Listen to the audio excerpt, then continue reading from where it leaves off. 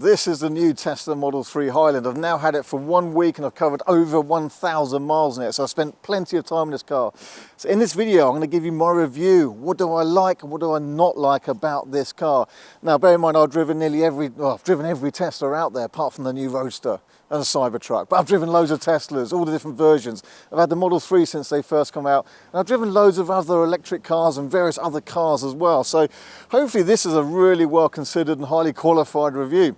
My name's Richard, it's freezing cold out here. I'm going to put my woolly hat on and tell you all about it. So we did another video going through most of the differences between this and the previous versions. It's continuously evolved over time, but this one, which we call the Project Highland, brings about quite a lot of different changes about it.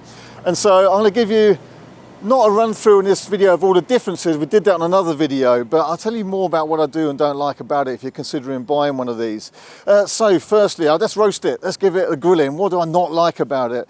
Well, there's not a million things, I've got to be honest. There's no lights in the door handle, I'd love to see that. You just can't see these door handles at night, and it would be no trouble at all to put a little light in there so you know where to press. Power tailgate, brilliant. It's now got 2 power struts. It doesn't open quite far enough. The previous one could open further. Now, I've pushed this as much as I go, and that's it. And then the metal's sort of creaking and bending. So that's as far as it goes, but it still means I'm often leaning into the boot and just being a bit careful of this. Now, I did ask Tesla if there's a retrofit option for the tow bar, like there is with the Model Y, but there isn't. So if you want a tow bar, you do have to specify that when you're ordering the car new.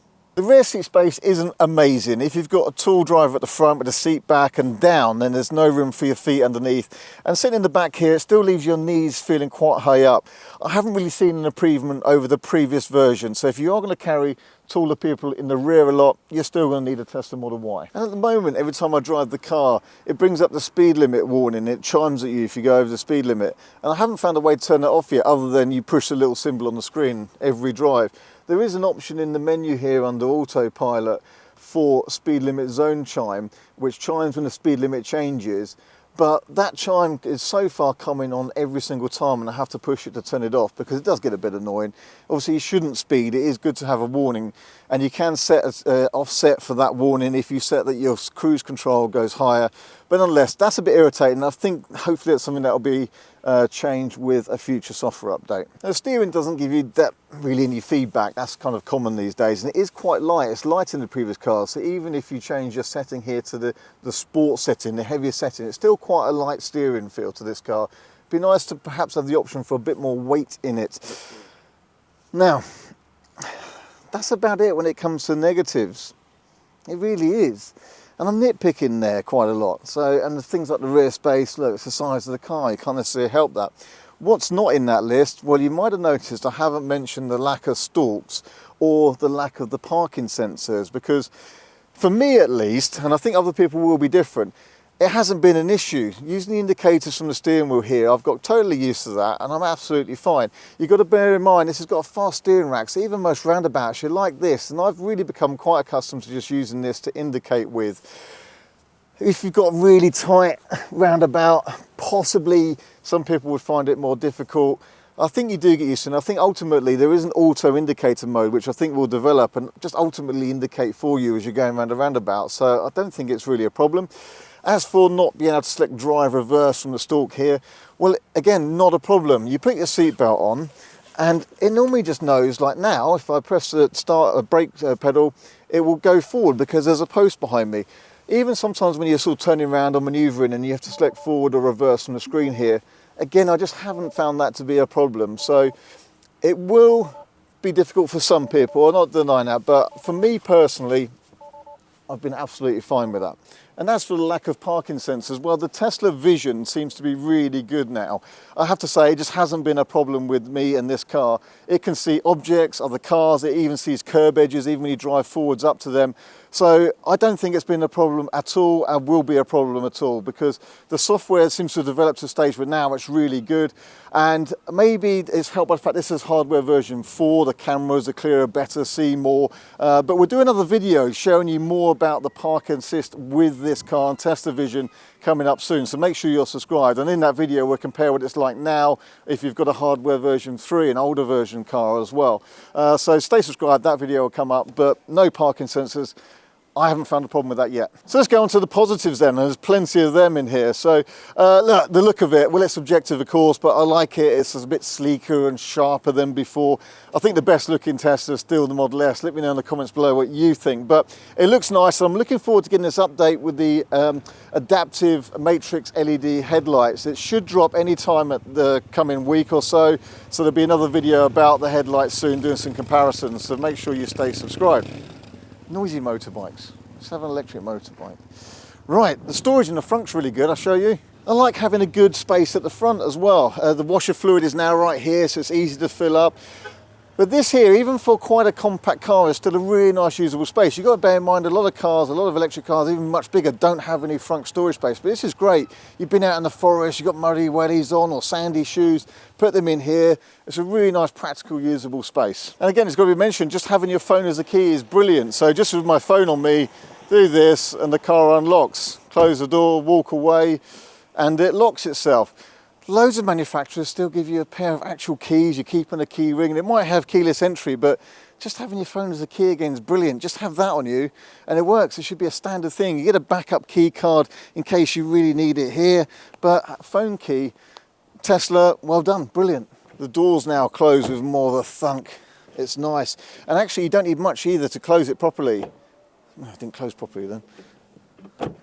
It just needs a little push and it closes properly. It's nice. And the other thing that's good is even if you've got the window all the way down, remember it's double glazing on these cars all round, when you've got the door open, the window just comes up a little bit and then it goes down. So again, it keeps a more solid feel without the glass rattling around inside the door. And I think we've got to respect Tesla for how they've evolved with fit, finish and build. There were some criticisms of the earlier car that the panel gaps were uneven and large and the paint wasn't brilliant quality or the inside didn't feel that premium. Not a thing, it's just not a thing. This car, the fit, finish, build, I couldn't fault it. It was presented to me inside in the showroom, so I got a really good look around it. Panel gaps, brilliant. Everything inside feels solid and premium. Paint finish, great, no problems at all. So I don't want to hear any criticisms anymore of Tesla saying the build quality is not as good as any other car. It really is good. I can't fault this one at all. And so that's the inside. Again, it just steps up a gauge. It feels more premium, a couple of different materials, nice squishy materials here. Loads of knee room for a passenger as well, by the way, notably good. So in fact, the passenger could even sit quite a long way forward with plenty of knee room, giving more space in the back if you do have a tall passenger. It just feels nice and premium. Okay, we've got some modifications now with sliding cubby holes and we've got some nice grippy things in the cup holders. Again, it's going to feel familiar if you've owned a Tesla Model 3 or Model Y before, but it's just evolved nicely and the feeling of sort of premium quality is good. Now Alcantara material there. That's all good. Vented seats now, great. Side bolsters good. I guess I would still like an adjustable thigh support is missing from this, but actually as I've spent more time behind the wheel of this car, I've not really found it a problem at all. I'd like to have it, but it's not an issue. The seats now aren't as squishy as before, which I found to be much better, so I like having that.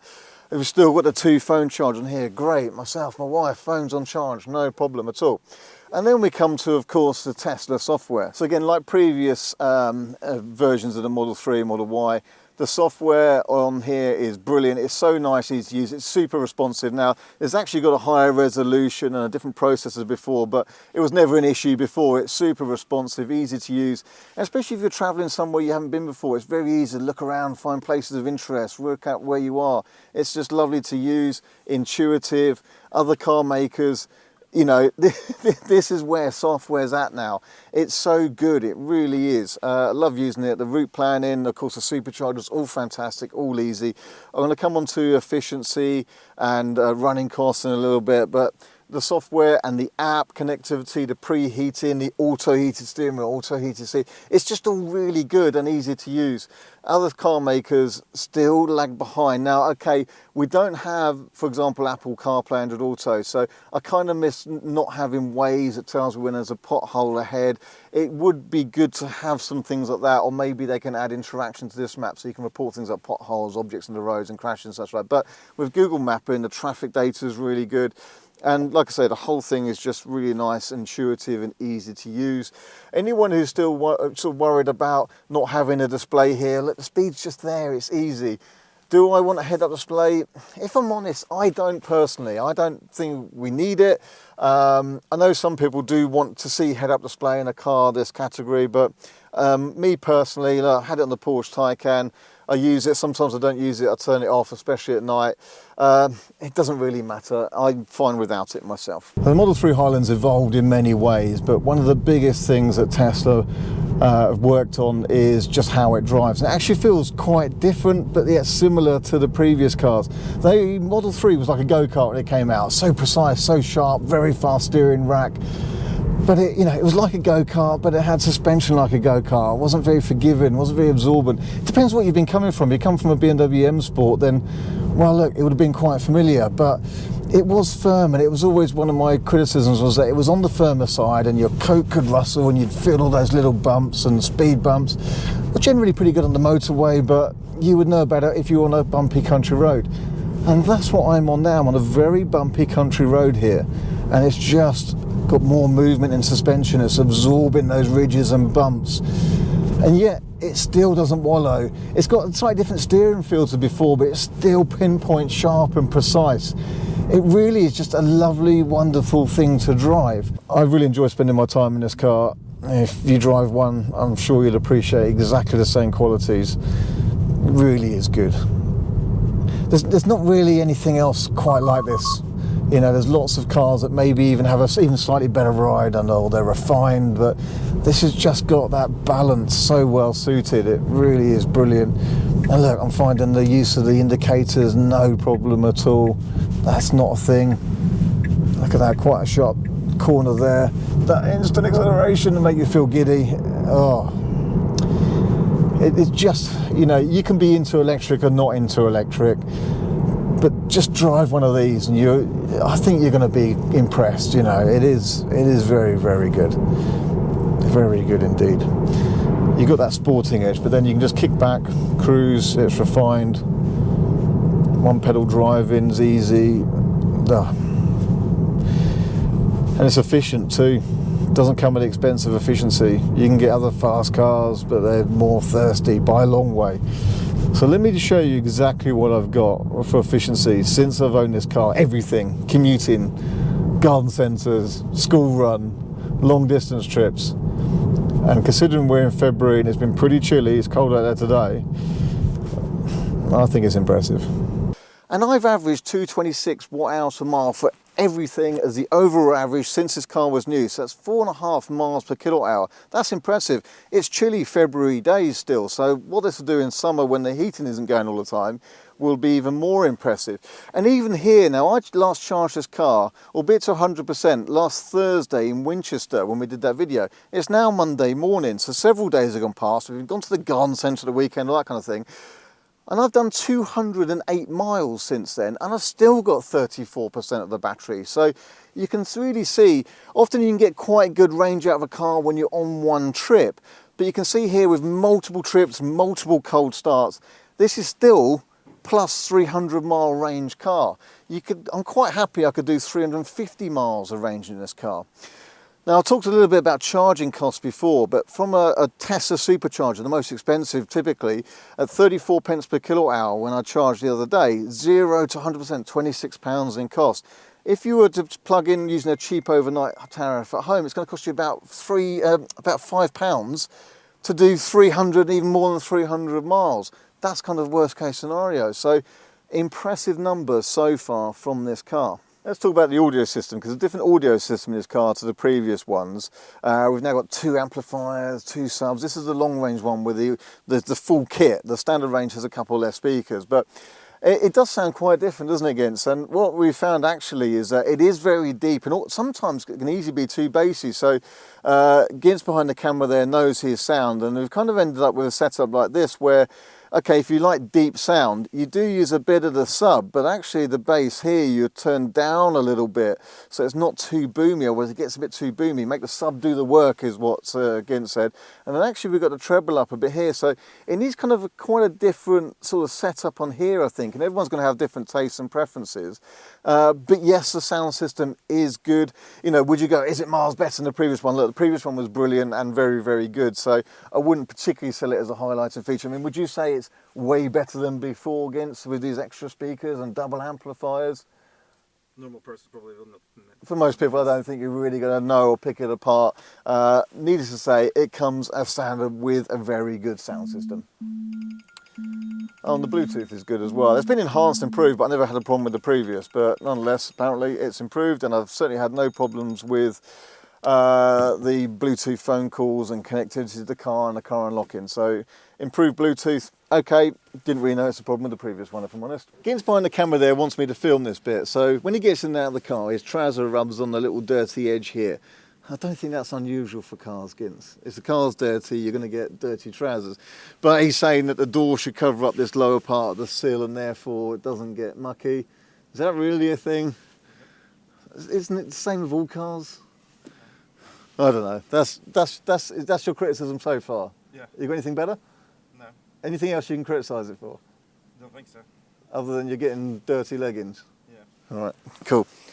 Back to the interior. So in the back here, we now have this screen is one of the main talking points here. So my daughter loves this, she's 14, so yes, YouTube, Netflix on all the time. We got some headphones from a common retailer for £29. They paired seamlessly with it. That seems to work well. She's very happy in the back, really pleased to have a screen. I guess my comment would be, if you've got kids in booster seats or child seats, their feet are going to be kind of here, kicking the screen. And the screen's always on as well. Like if there's nobody in the back seat, nobody buckled up, then it may as well just be off, I'd have thought as well. But the fact she can adjust her fan and ventilation and watch YouTube, Netflix and stuff like that, she really likes it. So it's a positive thing as far as we're concerned in our family. So yes, a hatchback would be nice. I like a hatchback as well. And yes, you've got to be a bit careful if you're tall of this boot, what do they call this thing? Latch. But the space in the boot is really good. It's nice and tall, the seats fold down, and you've got all this storage underneath here. We can keep extra bags and laptops and things like that, keeping the main boot open and things don't roll around. So it might not be a hatchback, but it is good and practical. Us as a family, no problem. And again, we've got to recognise Tesla still have their Sentry mode as standard. So these cameras around the car record activity around the car. If somebody opens a door into it when you're in a car park or bumps into it. In fact, one of our cars had a scrape on the front bumper and we managed to track down the owner via the police for that damage because of Sentry mode, recording that and capturing a number plate. Again, this is starting to become a thing with some other manufacturers now, but just not as good. In fact, you can even look at your cameras from the app wherever you are. So well done for Tesla having that. And there's a built-in port in the glove box for a memory stick that came with the car. So again, when you're on the road, if something happens, it will record the dash cam footage to that. And I think that's really valuable. The other part that goes with that is this, there is an interior camera now, and yes, that's going to start monitoring your alertness and eye activity and stuff like that. But that camera is also used when you've got dog mode. And again, dog mode is just a brilliant thing for us. You can have the ventilation heating on in the car when you're leaving your dog in it, and it leaves a message on the screen to say your dog's in the car. And if you do have a pet, it's just invaluable. You can be away, pop into a shop or go into a restaurant that doesn't take dogs, and you can leave your dog inside the Tesla knowing that the ventilation's running. You can even view the interior camera from your app, and there's a message on the screen so people don't start smashing your windows in. Other manufacturers don't do that stuff, and it's just brilliant. It's a really good thing. So again, a Tesla advantage built into this straight from the get-go. If you've got an animal, it's fantastic. So there we have it. I can criticise a couple of very small bits and pieces, really. I love the car. It's been really good. It's now a pleasure to spend those longer days and miles in. Not that the previous one wasn't, but it's just notably quieter and more refined, which I've certainly appreciated. It's just a fantastic car. It has moved the game forward another step again, and I think it's just wonderful. The two versions in the UK at the moment, the standard range at 40,000 or the long range like this one at 50,000. I have to say, I think for most people, the standard range is probably the choice pick. It's £10,000 cheaper. It's probably even more efficient. We've got some tests of that coming up. Make sure you're subscribed. So the range of that is still probably quite easily 250 miles. It still charges fast. It's not quite as quick. Like for me personally, I do a lot of longer days, so the long range is nice to have. But secondly, I'm kind of got used to the performance of the previous one. So for me in the standard range, it would just feel a bit slower now, but it's plenty fast enough for most people. So my pick of the bunch would probably be the standard range from most people. Save yourself £10,000 there. But overall, a wonderful car. It really is. Looking forward to the adaptive matrix coming through. That'd be great. And of course, it just continuously evolves, as Tesla do with their software updates as well. It's got some really good advanced hardware. The software will continue to evolve, and the car will always change and improve even further. So the Model 3 Highland, you can probably tell, it's a big thumbs up from me. I'm not being biased. It is just a brilliant car. The stalks, lack of parking sensors. Parkinson's don't think a thing. Stalks might not suit some people, but I can only say I've got very much used to them, and it's not a problem for me. So for me, it's just a big thumbs up on the Highland. Congratulations, Tesla, a fantastic car. When these improvements then come to the Model Y as well, that'll make that an even better car. They continuously evolve. If you're thinking of getting one, go and test drive one, get used to it.